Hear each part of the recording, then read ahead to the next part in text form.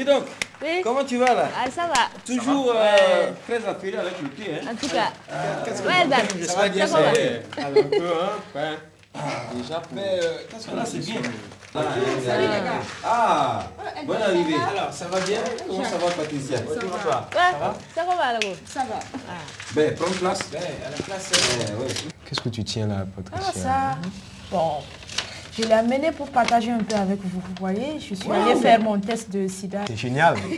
Ben oui, c'est vrai, il faut se donner une raison de vivre, une raison d'accepter sa situation, une raison de vivre avec et de vivre positivement. On comprend les appréhensions, on comprend les difficultés que les gens ont, mais il faut avoir suffisamment de courage, il faut accepter vraiment. Une fois qu'on se retrouve devant le résultat, c'est comme quand on est devant, c'est encore pire même que devant le résultat d'un examen. Quand on dit candidat approché, et puis le monsieur il a sa liste pour donner le nom des candidats. Bon, déjà on a tous expérimenté ça à l'école. Bon, n'en parlons pas de quelque chose qui va donner un verdict final sur toute une vie. Si en pesant les pour, les contre, Et les contre. Voilà, je crois que les avantages quand même sont grands. Le savoir, son statut, et ça te permet de te protéger toi-même, mais aussi de protéger l'autre. C'est vraiment indispensable que chacun puisse avoir à faire ce test-là. En suivant correctement les conseils des médecins et aussi en acceptant la maladie. Parce que aussi tout va du côté mental. Hein. Si du côté mental c'est pas accepté, je crois que même les médicaments ne vont pas avoir de répercussions bonnes. Si j'accepte la séropositivité, alors que ma famille autour de moi, ils n'ont pas accepté, ça devient encore un autre problème. Et en ce moment, ça t'amène encore à renier et à te poser des questions, mais est-ce que réellement c'est ce qu'il faut? Est-ce que c'est ce que vraiment j'ai?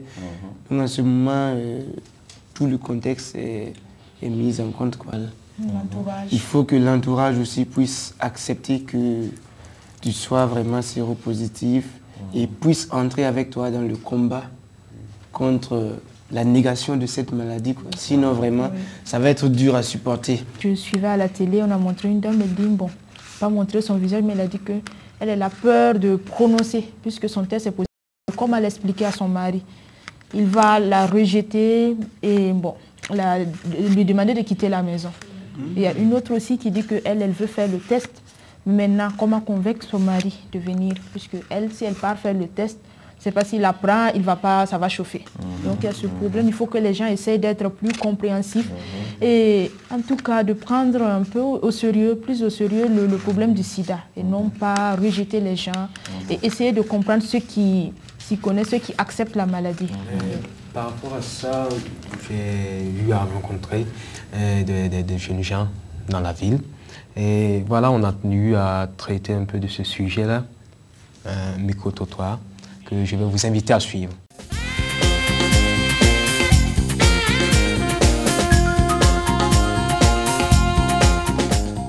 J'ai fait le test de dépistage l'année passée. Je ne sais pas en tout cas, on ne m'a pas encore pu convaincre pour que je puisse le faire. On n'a pas besoin. C'est quand on doute qu'on fait le test. Je ne vais même pas faire. Non, pas encore.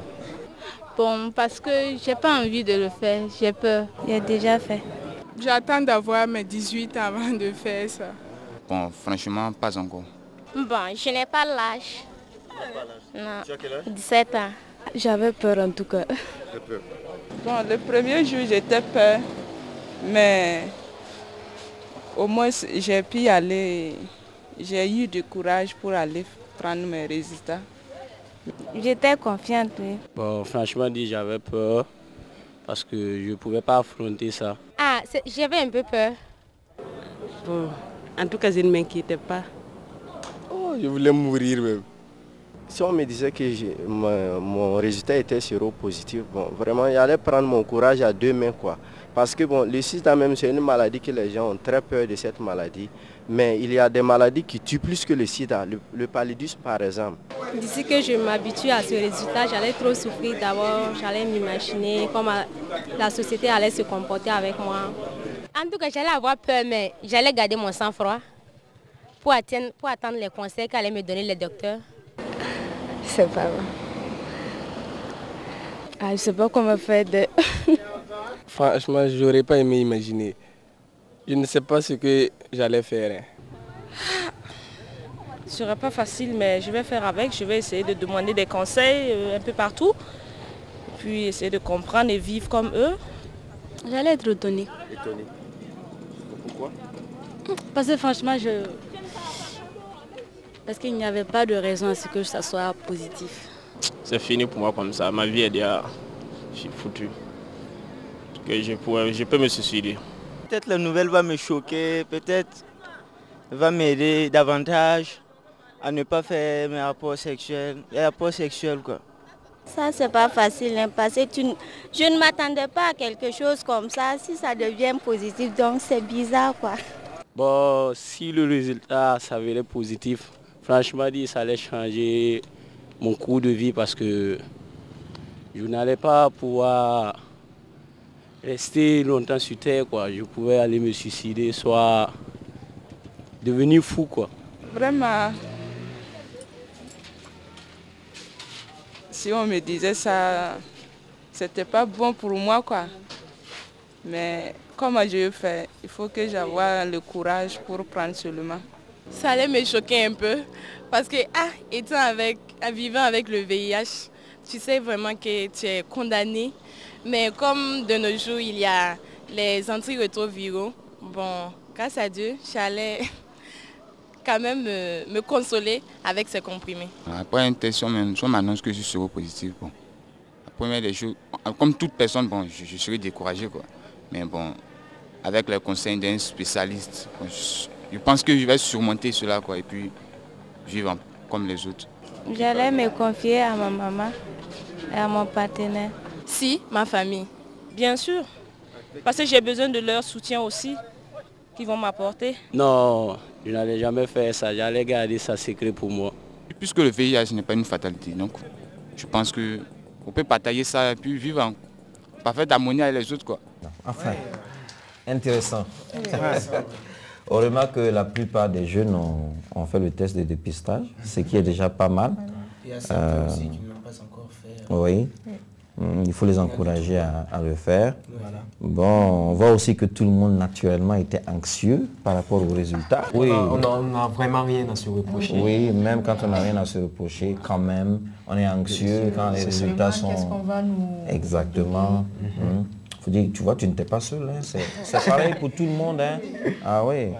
Donc, bon, on comprend. Et quand certains disent que, bon, est-ce que s'ils avaient le VIH, si le résultat s'avérait séropositif, quelle réaction ils auraient eu? Bon, la plupart, quand même, c'est comme si tout le monde a presque bien compris que, bon, il faut vivre positivement, même quand le résultat est positif. Parce que ça reste quand même une maladie comme toutes les autres.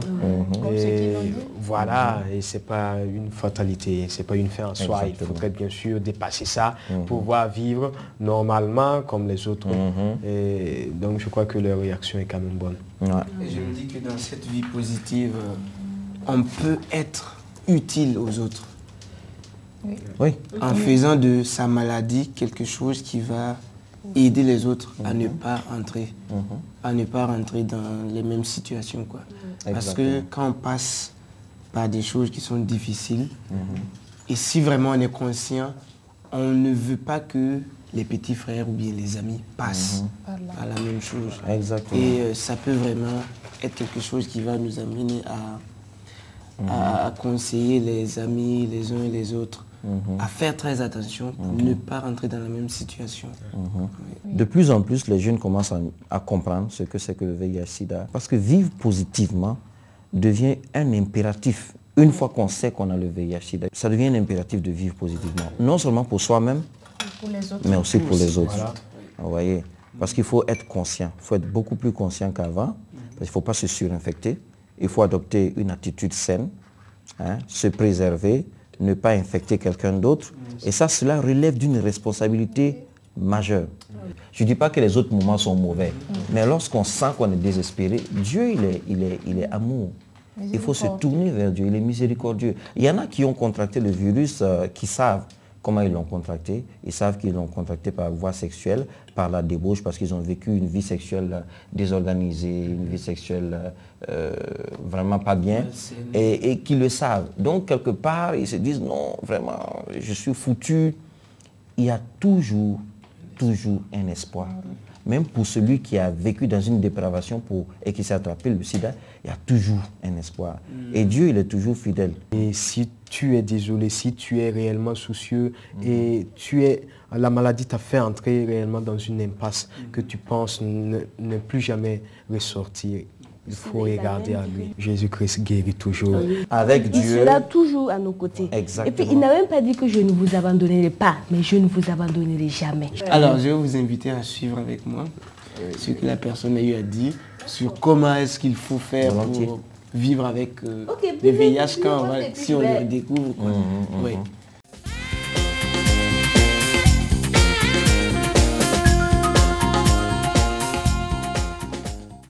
C'est effectivement important et je dirais même indispensable pour un jeune aujourd'hui d'effectuer son test du VIH-Sida. Le fait d'effectuer son test fait partie de ce qu'on appelle des examens, n'est-ce pas, que tout un chacun doit souvent faire, même quand on se porte bien. On doit souvent, il ne faut pas attendre d'être malade avant de se faire soigner.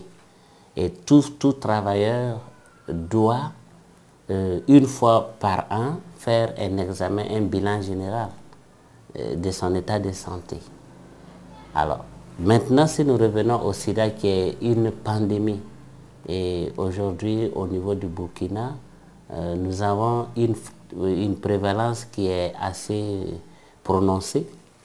Voilà, on dit que la confiance n'exclut pas le contrôle. Même quand on n'a pas eu de rapport sexuel, tout le monde sait que c'est la voie royale d'infection par VIH. Alors, on peut se donner des raisons pour ne pas faire le test en disant « moi, je n'ai pas eu de relation sexuelle ». C'est des affections qui peuvent évoluer à bas bruit. Qu'est-ce que ça veut dire? Ça veut dire qu'on peut porter la maladie et être en bonne santé, être un porteur sain. Et c'est le cas du VIH-Sida, comme bien d'autres infections sexuellement transmissibles. Et on conseille à tout jeune qui entre dans la sexualité de faire un bilan, ce qu'on appelle un bilan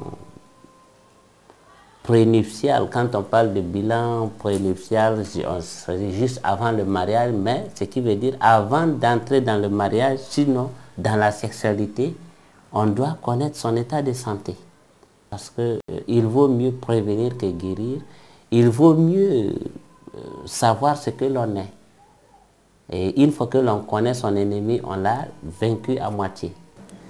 Après le test, il y a un accompagnement du client séropositif. Il y a tout un dispositif aujourd'hui sur le plan national qui permet de suivre les personnes séropositives. Et vous avez les associations, vous avez les structures de santé qui sont assez bien équipées aujourd'hui pour s'occuper de ces personnes séropositives. Dans les premiers moments du VIH-Sida, les médecins n'arrivaient pas à traiter les infections opportunistes telles que la diarrhée, la fièvre. Une fièvre à long cours qu'on n'arrivait pas à faire baisser, il y avait une diarrhée qu'on n'arrivait pas à faire partir parce qu'il y avait une mycose qui commençait de la bouche jusqu'à l'anus et qui empêchait la personne de manger, ce qui faisait que les gens devenaient squelettiques. Mais aujourd'hui, il y a des médicaments pour traiter toutes ces affections. Jusque-là, on n'a pas trouvé un remède qui permet de tuer le virus. Et on ne peut pas stériliser complètement le corps d'une personne qui est infectée avec le VIH. Sinon, c'est toujours conseillé que l'on choisisse ne serait-ce qu'une seule personne, au moins dans notre milieu familial, à qui nous allons partager notre statut sérologique. Et le plus souvent, il y a des gens qui peuvent nous aider si effectivement nous nous confions à eux. Ce qu'on appelle la prise en charge communautaire. La prise en charge, il n'y a pas de prise en charge communautaire si la communauté n'est pas impliquée dans notre problème. Puisque l'être humain est avant tout un être social. Et sans les autres, notre vie n'a pas de sens. Et il est évident aussi que si vous ne partagez pas votre statut sérologique avec vos parents, vous ne pouvez pas recevoir de l'aide de vos parents. Si vous vivez avec un visage caché, c'est vous seul qui connaissez que vous souffrez de sida. Personne ne va vous aider. Et vous avez des problèmes et vous ne pourrez pas vous confier à vos parents. Ça fait depuis 2000 que je travaille dans les associations de prise en charge avec le VIH. J'ai vu effectivement beaucoup de situations dans ces gens. C'est vrai qu'il y a des problèmes de stigmatisation qui empêchent, disons, qui font que les gens sont réticents par rapport à cet aspect. Mais il est toujours mieux, en tout cas l'expérience montre que ceux qui ont partagé leur statut sérologique avec leurs parents sont toujours mieux acceptés, mieux intégrés et ils vivent une vie, ils sont plus épanouis que ceux qui vivent le visage caché. SIDA n'est pas égal à mort, il y a beaucoup d'aspects qui interviennent. Aujourd'hui, le SIDA est devenu une maladie ordinaire comme les autres maladies. Aujourd'hui, il y a les PV-VIH qui vivent très bien, qui mangent très bien, qui sont suivis. Et il y en a des PV-VIH qui étaient au stade terminal, qu'on a soignés, qui se sont levés et qui aujourd'hui qui sont en très bonne santé. Il y a déjà même avec l'avènement des ARV qui deviennent indétectables. Ça veut dire qu'on cherche le virus dans le sang, on ne trouve pas. Ils deviennent indétectables. Mais ce qui fait que le traitement est à vie, c'est que quand on arrête le traitement, le virus revient. Et on se pose la question, mais où est-ce qu'il va se cacher? Et quand on le cherche, on ne le retrouve pas. Voilà, c'est dans ce sens que l'on dit qu'on ne guérit pas du sida. Mais en réalité, on guérit, puisque les symptômes dont tu souffres, si tu n'as plus les symptômes, qu'est-ce que tu veux? Sylvain n'a qu'à rester. L'essentiel est qu'il ne te gêne pas dans ta vie, quoi. Tu puisses vivre ta vie et gérer ta famille. Alors, ceux qui pensent que sida égale à mort, voilà, ce sont ces gens-là qui préfèrent ne pas le savoir que de le savoir. Mais c'est une forme de suicide. Vous savez que l'alimentation y est pour quelque chose dans ce système immunitaire. Et quelqu'un qui s'alimente convenablement, bien sûr qu'il revitalise son système immunitaire. Et généralement, le sujet infecté par le VIH, il lui est demandé d'avoir vraiment une alimentation saine, équilibrée, et en excluant certains excitants qui ne font que la guerre au corps, et éviter les aliments très saturés, c'est-à-dire ne pas mettre trop de sel dans la sauce, ni trop de sucre quand on doit... Parce que quand un aliment est saturé, on se rassasie sans avoir consommé la quantité que l'on veut. La quantité de nourriture nécessaire qu'il faut. Il faut aussi un apport calorique et en qualité très important. Voilà. Et ceci est encore plus valable lorsque la personne est en stade maladie. Et quand la personne est en stade maladie, on lui conseille beaucoup plus de protéines et moins de graisse. Voilà, ça c'est dû, vous voyez, à la manière dont le virus se comporte dans l'organisme. Aussi, n'oublions pas l'aspect religieux des choses, où j'ai vu des chrétiens qui ont été guéris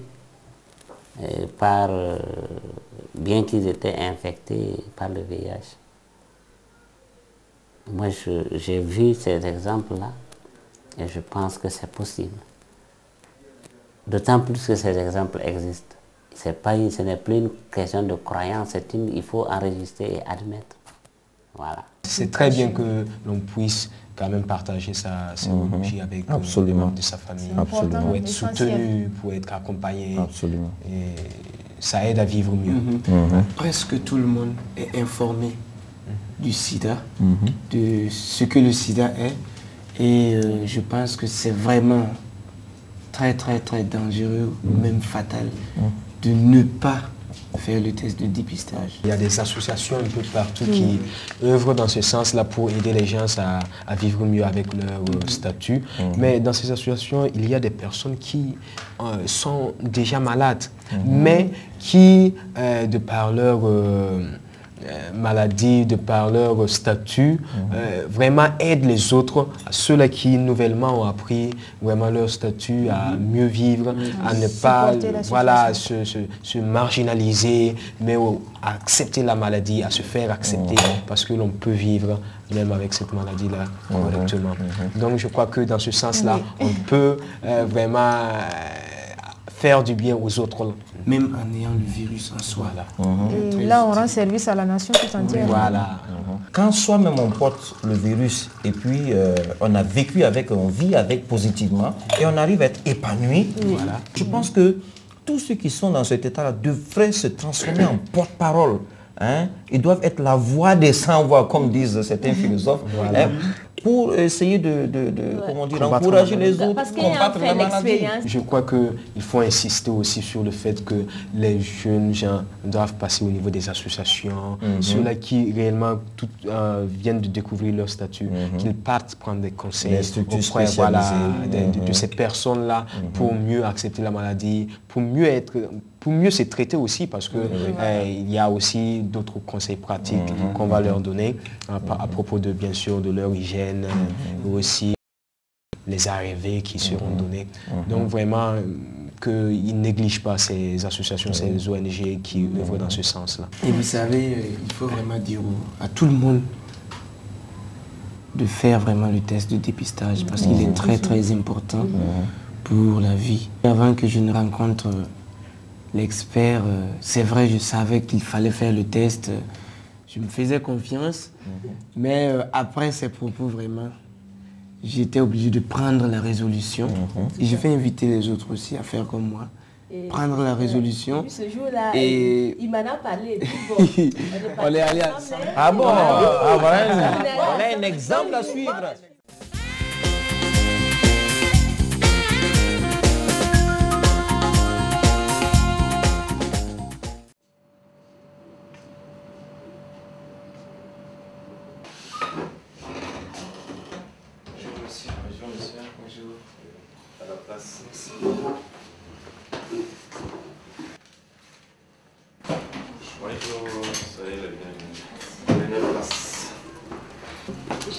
Mais non. Je vais.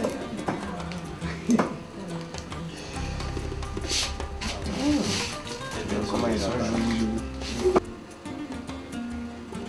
C'est un test mixte, il est fiable, il est négatif. S'il est positif, nous faisons le test discriminatif qui permet de voir si c'est le VIH1 ou le VIH2 ou bien les deux à la fois. Pouvez-vous nous dire exactement qu'est-ce qui vous a motivé à venir dans ce centre pour faire le test de dépistage? Bon, ce qui nous a motivés, c'est le fait que, voyant l'ampleur de la maladie et en sachant notre sérologie, on saura mieux nous protéger. Et c'est pour aussi inciter les autres jeunes comme nous à venir faire leur test de dépistage, parce que de nos jours, il faut vraiment se connaître.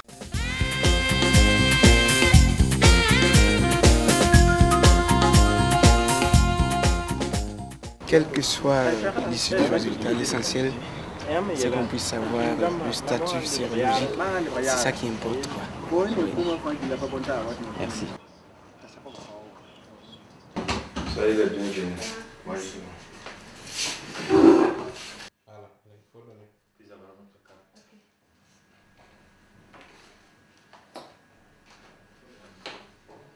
Mademoiselle, voilà vos résultats.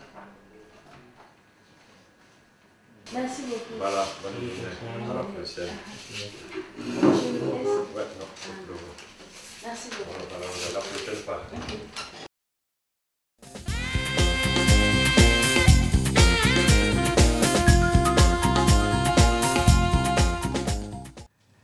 Voilà, félicitations. Félicitations. Hein.